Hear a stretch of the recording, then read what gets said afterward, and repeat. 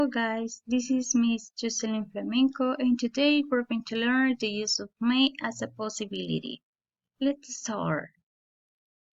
We use the verb may as a possibility when we want to express a possibility in the present or future.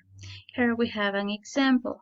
Karen may be at home now, but I am not sure, so I am not sure it can be a possibility.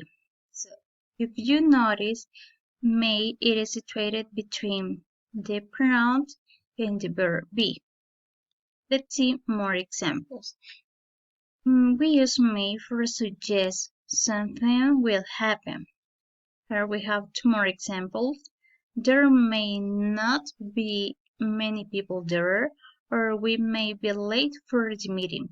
If you notice, if we want to write a negative sentence using may, we have to write the particle not between the may and the verb to be.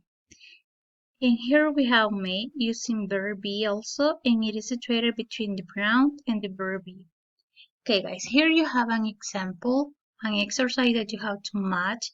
This exercise, you can find it on the PowerPoint presentation that is going to be uploaded on Classroom. And what you have to do here, guys, is to match these 5 sentences with these 5 options. Let's do one. Number 1 is it's Mark's birthday on Saturday.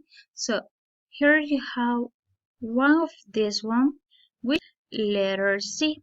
He may have a party. Okay, so you're going to do the rest and you're going to match them on your notebook. Okay, guys, so that is all for now. Bye.